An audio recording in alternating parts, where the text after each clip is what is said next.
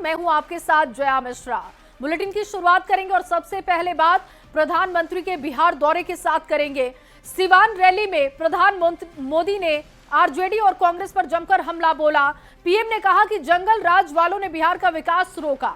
बिहार में जंगल राज वाले मौके की तलाश में रहते हैं और ऐसे लोगों से सावधान रहने की जरूरत है।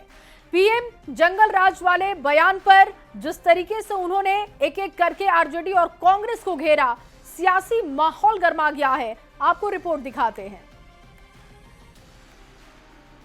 आपने मिलकर बिहार में जंगल राज का सफाया किया है। चुनावी साल में चौथी बार बिहार आए प्रधानमंत्री ने आरजेडी और कांग्रेस पर हमला बोला।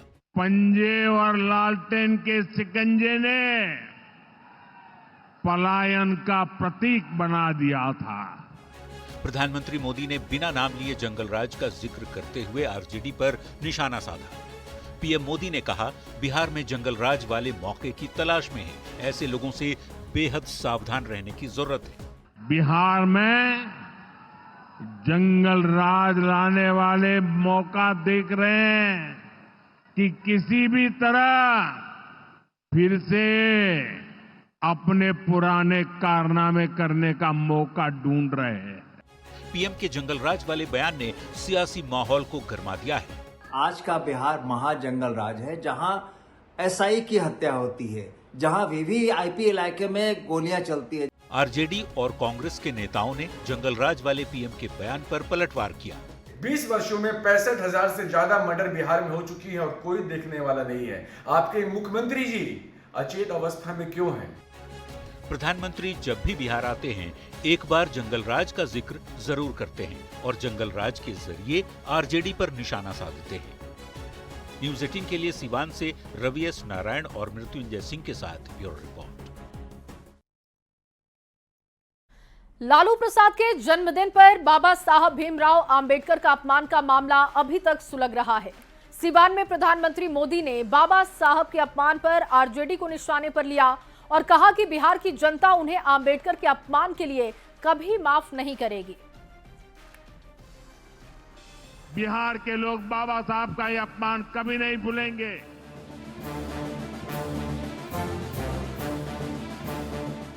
पिछले कुछ समय से विपक्ष दो मुद्दों पर सरकार को खूब घेर रहा है। पहला संविधान का अपमान और दूसरा दलितों का हक, फिर चाहे वो लोकसभा का चुनाव हो या विधानसभा का। अब ऐसे में जब विपक्ष के सबसे बड़े नेताओं में से एक लालू प्रसाद पर संविधान निर्माता और दलितों के सबसे बड़े नेता बाबा साहेब के अपमान का आरोप लगा तो बखेड़ा होना ही था। सिवान के जसौली में पीएम मोदी ने अपनी सभा से लालू प्रसाद और आरजेडी पर जोरदार प्रहार किया। पीएम ने कहा, आरजेडी अंबेडकर की तस्वीर को पैरों के पास रखता है और मोदी दिल में। मैं देख रहा था बिहार में पोस्टर लगे हैं कि बाबा साहब के अपमान पर माफी मांगो, लेकिन मैं जानता हूं ये लोग कभी माफी नहीं मांगेंगे, क्योंकि इन लोगों के मन में दलित, महादलित, पिछड़े, अति पिछड़े के प्रति कोई सम्मान नहीं है। आरजेडी और कांग्रेस बाबा साहब आंबेडकर की तस्वीर को पैरों में रखती है, जबकि मोदी बाबा साहब आंबेडकर को अपने दिल में रखता है। बाबा साहब का अपमान करके लोग खुद को बाबा साहब से भी बड़ा दिखाना चाहते हैं। बिहार के लोग बाबा साहब का यह अपमान कभी नहीं भूलेंगे। बिहार की सियासत में दलित वोट बैंक की अहमियत किसी से छुपी नहीं है। ऐसे में बाबा साहेब आंबेडकर का अपमान एक बड़ा चुनावी मुद्दा बन गया है। आरजेडी का आरोप है कि बीजेपी झूठ फैला रही है। आदरणीय प्रधानमंत्री जी, पहले केंद्रीय गृह मंत्री आदरणीय अमित शाह जी ने जो पार्लियामेंट में बाबा साहेब भीमराव अंबेडकर जी का अपमान किया है, हिम्मत है तो उस पर बोलिए, उस पर कार्रवाई कीजिए और माफी मांगिए। प्रधानमंत्री बाबा साहब को लेकर कुछ भी ना बोले तो ज़्यादा बेहतर है। उनके गृह मंत्री ने पार्लियामेंट में क्या कहा अमित शाह जी ने, इस पर क्यों नहीं बोलते हैं? प्रधानमंत्री पहले अपनी गिरवा में झांके, इस तरह की बयानबाजी से परहेज करें और अमित शाह को पहले मंत्रिमंडल से बाहर करें। बिहार में करीब 19% दलित वोटर्स हैं जो कई सीटों पर हार जीत का फैसला करते हैं। चुनावी साल में बाबा साहेब से जुड़ा ये विवाद आरजेडी के लिए सियासी नुकसान का कारण भी बन सकता है। सिवान से संवाददाता रवि एस नारायण और पटना से शैलेंद्र के साथ ब्यूरो रिपोर्ट, न्यूज़ 18। और चलिए बात तेजस्वी यादव के बयान की करते हैं। आरजेडी नेता और विधानसभा में नेता प्रतिपक्ष तेजस्वी यादव ने पीएम मोदी को लेकर विवादित बयान दिया। तेजस्वी ने कहा कि हमें पॉकेट मार प्रधानमंत्री और अचेत मुख्यमंत्री नहीं चाहिए। तेजस्वी के विवादित बयान पर बीजेपी और जेडीयू नेताओं ने कैसे पलटवार किया है, आपको इस रिपोर्ट में दिखाते हैं। हम लोगों को पॉकेट मार प्रधानमंत्री और अचेत मुख्यमंत्री नहीं चाहिए। बिहार में हुई मानसूनी बारिश ने भले ही मौसम को खुशगवार बना दिया हो, लेकिन बिहार का राजनीतिक पारा दिन पर दिन चढ़ता ही जा रहा है। यही नहीं, अब तो विवादित बोल भी बोले जाने लगे हैं। हम लोगों को पॉकेट मार प्रधानमंत्री और अचेत मुख्यमंत्री नहीं चाहिए। इसकी शुरुआत की आरजेडी नेता और विधानसभा में नेता प्रतिपक्ष तेजस्वी यादव ने। बिहार के लोगों का पॉकेट ही ना मार रहे प्रधानमंत्री, और तो कुछ कर नहीं रहे। हम लोगों को पॉकेट मार प्रधानमंत्री और अचेत मुख्यमंत्री नहीं चाहिए। तेजस्वी ने पीएम मोदी को पॉकेट मार और मुख्यमंत्री को अचेत कहा। इस बिगड़े बोल ने बिहार के सियासी पारे को गरमा दिया है। मंत्री के पद पर बैठे हुए व्यक्ति के लिए किया, यह बताता है ये चरवाहा विद्यालय के कुलाधिपति लालू यादव ने अपने बेटा को न संस्कार दिया, न मर्यादा दी, न भाषागत ज्ञान दिया, तो जनता सब देखती है। बीजेपी नेता और बिहार के डिप्टी सीएम सम्राट चौधरी ने तेजस्वी यादव को उसी अंदाज में जवाब दिया है, सुन लीजिए। अब तो तेजस्वी यादव जी के पास एक ही उपाय है कि अमिताभ बच्चन का एक फिल्म था, उसमें लिखा हुआ था कि मेरा बाप चोर है, तो लिखना पड़ेगा। बिहार की जनता तब भी वोट नहीं देगी। जबकि कांग्रेस के नेता तेजस्वी के सुर में सुर मिलाते दिख रहे हैं। नरेंद्र मोदी जी के बारे में जब सच्चाई बोली जाती है कि वो आम लोगों के पॉकेट को मारने का काम करते हैं, कमाई को घटाने का काम करते हैं, आमदनी को लूटने का काम करते हैं, तो उनके दल और उनको बहुत बुरा लगता है, लेकिन हकीकत यही है। बिहार विधानसभा चुनाव में अभी करीब 5 महीने का वक्त रह गया है, लेकिन बिहार का माहौल पूरी तरह से चुनावी हो चुका है और बयानबाजी चरम पर पहुंच चुकी है। लेकिन सवाल है कि क्या नेताओं को बोलते हुए कम से कम भाषाई मर्यादा का ख्याल नहीं रखना चाहिए? न्यूज़ 18 के लिए पटना से अमित कुमार, संजय कुमार और शैलेंद्र के साथ ब्यूरो रिपोर्ट। और तेजस्वी के बयान पर चिराग पासवान का पलटवार आ गया है। बड़ी खबर आपको बता रहे इस वक्त किस तरीके की भाषा का प्रयोग कर रहे हैं। चिराग ने ये सवाल पूछा है तेजस्वी यादव से, जनता के पैसों का दुरुपयोग 90 के दशक में कैसे होता था, ये प्रमाणित है। जनता को पलायन के लिए मजबूर होना पड़ा था। चिराग पासवान का ये बयान आपको बता रहे हैं। आज उन लोगों की आंखों में पीड़ा दिखती है जो 2-3 दशक से बाहर हैं, वो लौट रहे हैं। चिराग पासवान ने पलायन का मुद्दा उठाया। इसके साथ ही उन्होंने तेजस्वी से सवाल पूछा कि आखिर प्रधानमंत्री के लिए, मुख्यमंत्री के लिए इस तरीके के भाषा और शब्दों का इस्तेमाल कैसे वो कर सकते हैं। तेजस्वी के बयान पर चिराग ने पलटवार किया है और कहा कि जनता के पैसों का दुरुपयोग 90 के दशक में कैसे होता था, ये प्रमाणित है। ये किसी को बताने की जरूरत नहीं है। पलायन के लिए जनता मजबूर थी और आज उन लोगों की आंखों में ये पीड़ा दिखाई देती है जो 2 से 3 दशक से बाहर हैं। अब वो बिहार वापस लौटना चाहते हैं। किस तरीके की भाषा ये लोग इस्तेमाल करते हैं, जनता के पैसे का दुरुपयोग किसने किया था, ये 90 के दशक इस बात को प्रमाणित करता है। 90 का दशक वो दशक है जिसमें बिहारियों को अपना घर, गांव, अपना व्यापार, अपना व्यवसाय छोड़कर बिहार से बाहर जाना पड़ा। आज उन लोगों की आंखों में वो पीड़ा दिखती है जो 2-2, 3-3 पीढ़ी से वहाँ पर है।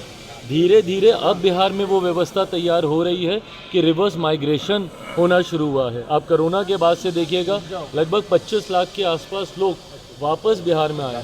तो आज वो व्यवस्था तैयार हो रही है, उसका कारण ये डबल इंजन की सरकार है, ना कि वो जंगल राज वाले।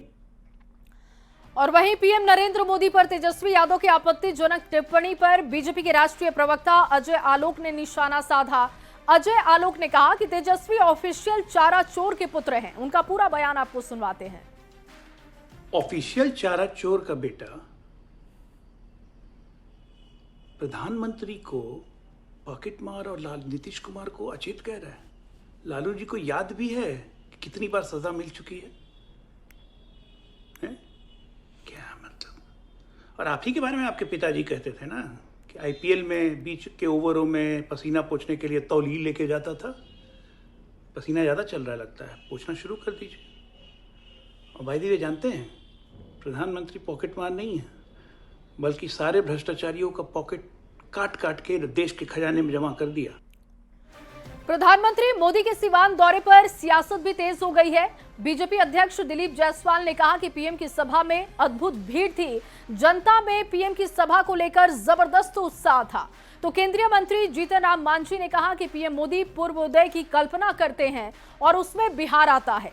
तो कांग्रेस ने पीएम के दौरे पर निशाना साधते हुए बिहार को पीएम ने कुछ नहीं दिया, ये आरोप लगा दिया। जनता बीजेपी को सबक सिखाएगी। बयान आपको सुनवाते हैं। आज तक मैंने जीवन में इतना अच्छा कार्यक्रम मैंने नहीं देखा था। अद्भुत भीड़ थी, जनता में बहुत ही ज्यादा उत्साह था और चारों तरफ भीड़ ही भीड़, लोग ही लोग नजर आ रहे। लोगों का ये जो जुनून था इस बात को बता रहा था कि मोदी जी के प्रति कितना प्यार है। आते हैं प्रधानमंत्री जी प्रायः पूर्वोदय की कल्पना करते हैं, उसमें बिहार आता है। बिहार कैसे आगे बढ़े उनकी चिंता है, इसलिए वो आए हैं। कोई चुनाव का मामला नहीं है, सतत उनकी प्रक्रिया है जिसमें कि बिहार को आगे बढ़ाना चाहते हैं। इनको घबराहट हो गई है, इनको झूठ बोलने की आदत है, जुमला करने की कसने की आदत है। ये जो बोल रहे हैं चुनाव है, बोल रहे हैं करते कुछ नहीं। 11 वर्ष में इन्होंने किया यह जवाब दे। और चलिए बात मुख्यमंत्री नीतीश कुमार के मिशन महिला की करते हैं। सिवान में प्रधानमंत्री नरेंद्र मोदी की सभा से सीएम नीतीश कुमार ने भी हुंकार भरी और विपक्ष की तरफ से लगाए जा रहे तमाम आरोपों का करारा पलटवार किया। सीएम ने कहा कि विपक्ष अनाप शनाप आरोप लगा रहा है, पर सभा में मौजूद महिलाओं की भीड़ बिहार की तरक्की का सबूत है। कितनी ज्यादा महिलाएं हैं तो सब कितना हुआ। सिवान के जसौली में मुख्यमंत्री नीतीश कुमार ने मंच से बिहार की महिलाओं की बात की।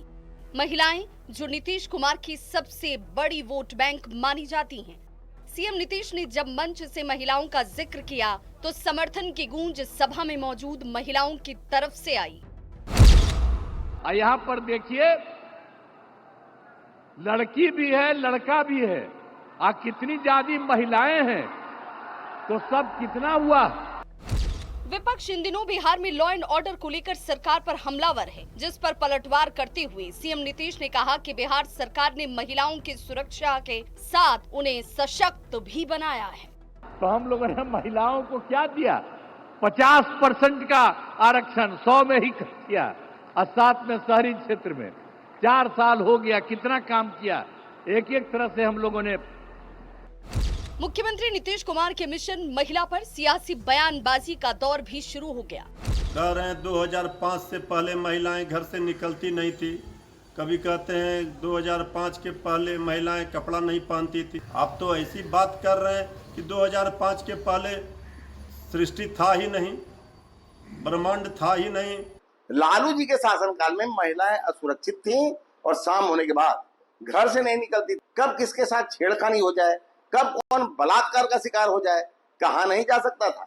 इस लिहाज से माननीय मुख्यमंत्री जी का कथन 100% सही है। अरे भाई, उनकी अपनी पत्नी 2005 के पहले टीचर ही हुआ करती थी और वो रोजाना स्कूल जाया करती थी। पता नहीं नीतीश जी अपने घर में रहते थे भी या नहीं, पत्नी के बारे में कुछ जानते थे भी या नहीं।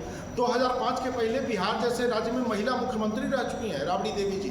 2005 से बहुत पहले इस देश में महिला प्रधानमंत्री रह चुकी हैं श्रीमती इंदिरा गांधी जी। बिहार में महिलाओं की आबादी लगभग 48% है, पर वोट डालने के मामले में महिलाओं की भागीदारी पुरुषों से ज्यादा। यही वजह है कि विपक्ष माई बहन मान योजना के जरिए महिलाओं को साधने की कोशिश में है।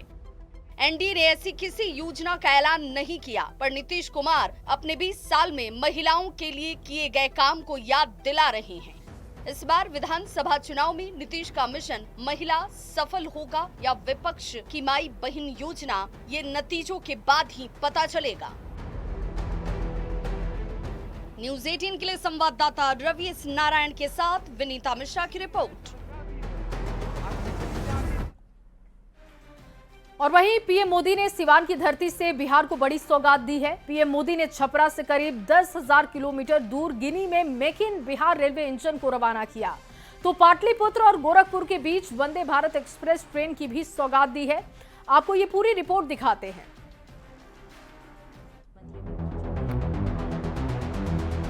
सिवान में पीएम मोदी ने विरोधियों पर तो हमला बोला ही, पीएम मोदी ने बिहार में सौगातों की भी बारिश कर दी। मोदी ने बिहार को 10,000 करोड़ से ज्यादा की योजनाओं की सौगात दी। प्रधानमंत्री ने छपरा के मढ़ौरा के रेल इंजन कारखाने में बना पहले रेल इंजन को झंडी दिखाकर गिनी गणराज्य के लिए रवाना किया। छपरा के कारखाने में बना रेल इंजन अब अफ्रीकी देश गिनी में सरपट दौड़ेगा, यानी ये रेल इंजन छपरा से करीब 10,000 किलोमीटर दूर गिनी में make in Bihar railway engine का जलवा दिखेगा। इस कारखाने से अफ्रीकी देशों के लिए 143 रेल इंजन का करार हुआ, जिसकी पहली खेप को पीएम मोदी ने रवाना किया है। क्योंकि एक बड़ा ऑर्डर मिला है, मेक इन इंडिया का जो सपना है वो सच होने वाला है। मैं दिखाना चाहूँगा कि वही इंजन है जिसे कि प्रधानमंत्री मोदी ने रवाना किया है। उस इंजन पर एक पुरुष पायलट है, दूसरी एक महिला श्वेता कुमारी को पायलट है जो कि इस इंजन को संभाल रही है। पीएम मोदी ने बिहार को एक और बड़ी सौगात दी। पीएम ने पाटलिपुत्र और गोरखपुर के बीच वंदे भारत एक्सप्रेस को हरी झंडी दिखाकर रवाना किया है। पीएम मोदी ने पाटलिपुत्र गोरखपुर वंदे भारत एक्सप्रेस को रवाना किया। केसरिया रंग की वंदे भारत ट्रेन पाटलिपुत्र जंक्शन से खुलेगी। 8 कोच वाली ये ट्रेन मुजफ्फरपुर, बेतिया और मोतिहारी होते हुए गोरखपुर जाएगी। ऐतिहासिक दिन है। पटना से गोरखपुर वंदे भारत 8वीं भारत वंदे भारत है। अभिनंदन प्रधानमंत्री जी का, भारत सरकार का और बिहार सरकार का सहयोग। प्रधानमंत्री जब भी आते हैं कोई बड़ी सौगाती देते रहते हैं, और आज भी जो ट्रेन खुल रही है यहाँ से पाटलिपुत्र से गोरखपुर तक, एक बड़ी बात है। लोगों को बहुत सुविधाएं मिलेगी, बहुत राहत मिलेगी। बहुत अभिनंदन करता हूँ। वंदे भारत भारत के नए भारत की पहचान बन गई, और आज पाटलिपुत्रा की परंपरागत धरती से गोरखपुर को जोड़ने का ये जो काम किया है, इसके लिए पूरे बिहार की जनता की तरफ से नरेंद्र मोदी जी को बहुत बहुत बधाई। इस खास मौके पर सीएम नीतीश कुमार ने कहा कि पीएम जब भी बिहार आए बड़ा काम करके गए।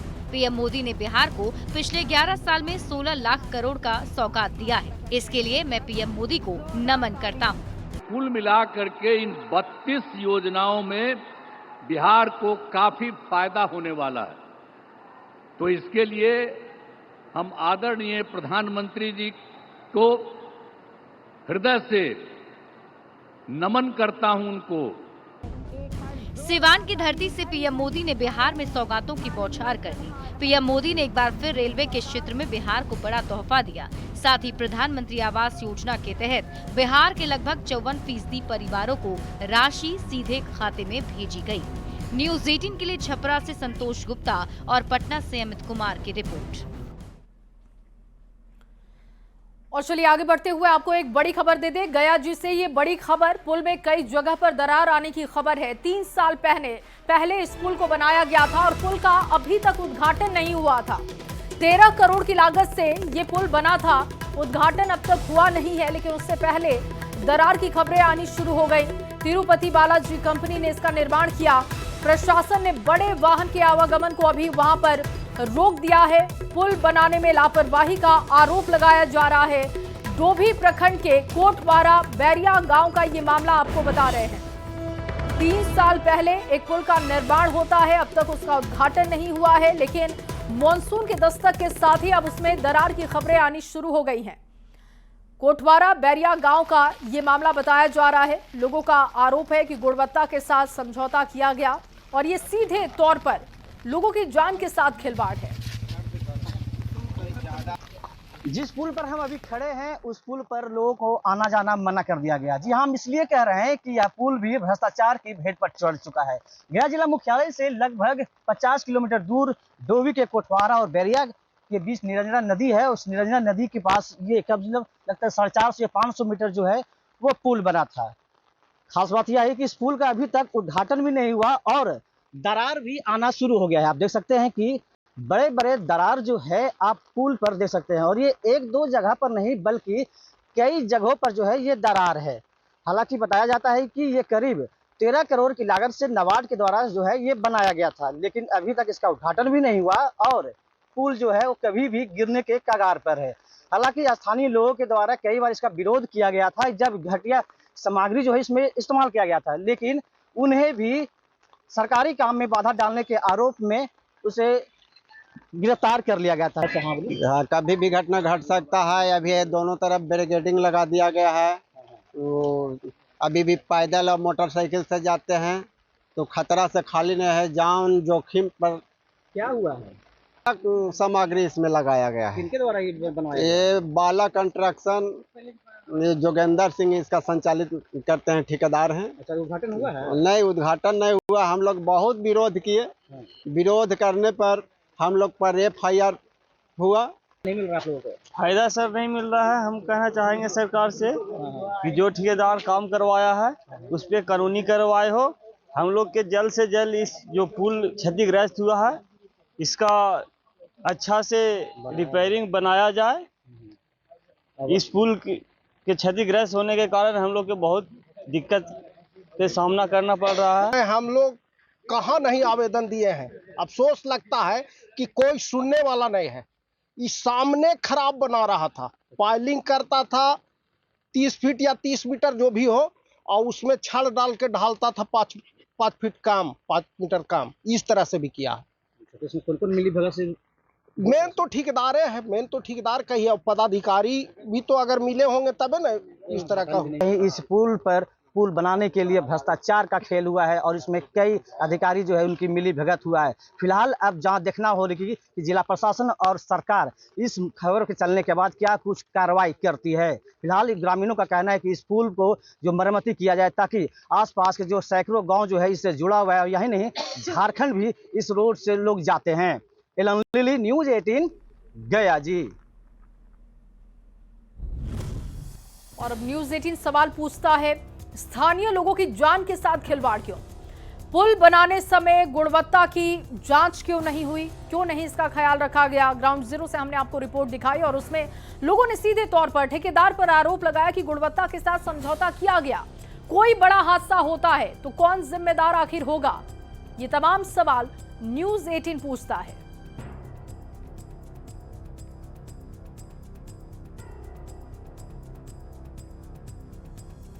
भ्रष्टाचार की भेंट पुल चढ़ गया है। उद्घाटन से पहले ही दरारें और ये तस्वीरें हम आपको दिखा रहे हैं और इसके साथ ही सवाल यह है कि आखिर गुणवत्ता के साथ समझौता क्यों, और अगर किसी की जान चली जाती है तो फिर उसका जिम्मेदार कौन होगा?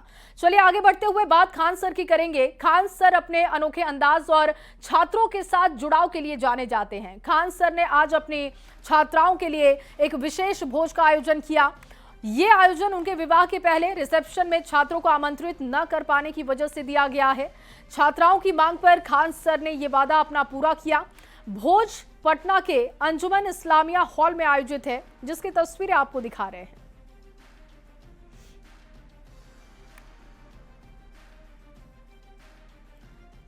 छात्राओं के लिए खान सर की पार्टी और शादी के बाद रिसेप्शन और उसके बाद अब देखिए छात्राओं के लिए पार्टी रखी है। सुनते हैं उनको। बस वो भी घूंघट पे घूंघट में साक्षात देखेंगे। हाँ। क्या नाम है? मेरा वंदना। वंदना है पटना से? वंदना नहीं, भागलपुर से। भागलपुर से वंदना। और थोड़ी तस्वीर देख लीजिए। जहां तक ये तस्वीर जा रही है सभी खान सर के स्टूडेंट हैं। हालांकि पुलिस के इंतजामात भी हैं, अधिकारी से लेकर जवानों तक की तैनाती की गई है यहाँ पर। और तस्वीरों में देखिए ट्रैफिक पुलिस के जो ऑफिसर हैं वो भी यहाँ पर तैनात हैं और दूर दूर तक केवल खान सर के स्टूडेंट जो हैं वो नजर आ रहे हैं। तो प्रशासन ने भी अपनी तरफ से पुख्ता इंतजामात जो है वो कर रखा है और निश्चित तौर पर एक बड़ी सौगात है इन स्टूडेंट्स के लिए भी, चूंकि उनके अपने चहेते सर का आज रिसेप्शन है तो वो इस मौके को चूकना नहीं चाहते थे। और जैसा कि आपने सुना बातचीत के क्रम में सभी ने बताया कि इस दिन का उन्हें लंबे अरसे से इंतजार था और आखिरकार आज वो दिन आ ही गया जब वो अपने चहेते खान सर के रिसेप्शन पार्टी में पहुंचे हैं। और इस लम्हे को, इस मौके को वो एंजॉय करना चाहते हैं।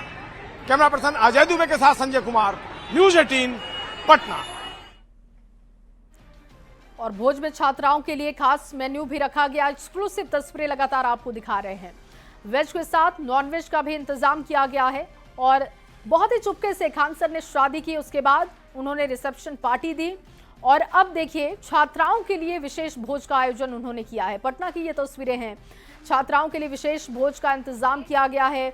जितनी भी लड़कियां उनके कोचिंग सेंटर में पढ़ती हैं वो तमाम लड़कियां यहां पर पहुंची हुई हैं, काफी खुश दिखाई दे रही हैं और साथ ही साथ छात्राओं ने ये कहा कि आज भी उनकी पत्नी घूंघट में ही दिखाई दे रही हैं, यानी कि अभी भी खान सर की पत्नी का जो घूंघट है वो चर्चा का विषय यहाँ पर है। लेकिन फिलहाल ये एक्सक्लूसिव तस्वीरें न्यूज 18 बिहार झारखंड पर आप देख रहे हैं। पटना की ये तस्वीरें हैं विशेष भोज का आयोजन जिसमें छात्राओं को खान सर ने आमंत्रित किया है। महिलाओं के प्रति उनका सम्मान एक सॉफ्ट कॉर्नर हमेशा दिखाई देता है, चाहे वो सार्वजनिक मंचों से बयान दे या फिर अपने कोचिंग सेंटर में जब वो पढ़ाते हैं तब भी महिलाओं को कैसे सशक्त होना है, कैसे आगे बढ़ना है, इसको लेकर हमेशा वो बात करते रहते हैं। और देखिए आज सिर्फ छात्राओं के लिए विशेष भोज का आयोजन पटना में उन्होंने किया है। जहां की ये तस्वीरें आपको दिखा रहे हैं पटना के अंजुमन इस्लामिया हॉल की ये तस्वीरें हैं। यहाँ पर वेज नॉन वेज दोनों ही तरीके के मेन्यू का इंतजाम किया गया है। विशेष तैयारी छात्राओं के लिए है और आज तमाम छात्राएं जो उनके कोचिंग में पढ़ती हैं या पास आउट हो चुकी हैं वो तमाम लड़कियां यहां पर खान सर को बधाई देने के लिए पहुंची हैं। और इसके साथ साथ ये तस्वीरें आप वहां की देख रहे हैं जहां पर छात्राओं के लिए विशेष भोज का आयोजन किया गया है। लगातार एक्सक्लूसिव तस्वीरें न्यूज 18 बिहार झारखंड आपको दिखा रहा है। और 3 से 4 पार्टी अब तक खान सर दे चुके हैं। इससे पहले देखिए शादी, लेकिन हालांकि शादी को लेकर जब उनसे सवाल पूछा गया तो उन्होंने कहा कि मेरी शादी कहाँ हुई, कैसे हुई, किन परिस्थितियों में हुई, इसकी जानकारी अब तक नहीं है। बहुत ही कम लोगों के बीच में मैंने शादी की और मैं चाहता था कि परिवार के लोग ही रहें, लेकिन रिसेप्शन पार्टी और अब अपने छात्र छात्राओं के लिए विशेष भोज का उन्होंने आयोजन किया जिसमें आज जो तस्वीर आप देख रहे हैं वो छात्राओं के लिए विशेष भोज का आयोजन है। और चलिए इसी तस्वीर के साथ अपना बिहार में बस इतना ही। आगे जोहार झारखंड देखिए मेरी सहयोगी शिप्रा झा के साथ।